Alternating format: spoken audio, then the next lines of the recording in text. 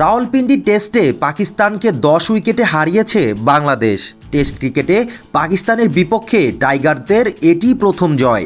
শেষ দিনে টাইগার বোলারদের তোপে সফরকারীদের বড় লক্ষ্য দিতে ব্যর্থ হয় শান মাসুদের দল। জাকির সাদমানের অপরাজিত জুটিতে জয় নিশ্চিত করে মাঠ ছাড়ে বাংলাদেশ। আগের দিন 25 রানে 1 উইকেট হারানো পাকিস্তান দ্বিতীয় ইনিংসে থামে 146 রানে। প্রথম ইনিংসে 117 রানের লিড থাকায় সহজ লক্ষ্য দাঁড়ায় বাংলাদেশের সামনে। প্রথম ইনিংসে সৌদ রিজওয়ানের জোড়া সেঞ্চুরিতে ভর করে পাকিস্তানের সংগ্রহ দাঁড়ায় 448 রান। জবাবে মুশফিকের 191 রানের পাশাপাশি দলীয় আরও 4 ব্যাটারের অর্ধশতকে 565 রানে থামে বাংলাদেশ। দ্বিতীয় ইনিংসে সাকিব মিরাজের ঘূর্ণির সামনে নাজেহাল পাকিস্তানি ব্যাটাররা। মিরাজ 4টি ও সাকিব তুলে নেন 3টি করে উইকেট।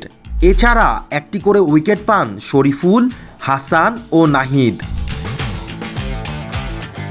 এই টেস্টে অনন্য এক বিশ্ব রেকর্ড নাম লিখিয়েছেন টাইগার অলরাউন্ডার সাকিব আল হাসান। বাঁহাতি স্পিনার হিসেবে আন্তর্জাতিক ক্রিকেটে এখন সর্বোচ্চ উইকেটের মালিক তিনি। তার উইকেট সংখ্যা 706। রেকর্ড গড়তে কিউই স্পিনার ড্যানিয়েল ভেট্টুরিকে পেছনে ফেলেন মিস্টার 75। উল্লেখ্য, দু দলের 14 বারের দেখায় 12 বার জিতেছে পাকিস্তান। 2015 সালে খুলনা টেস্টটি ড্র হয়েছিল।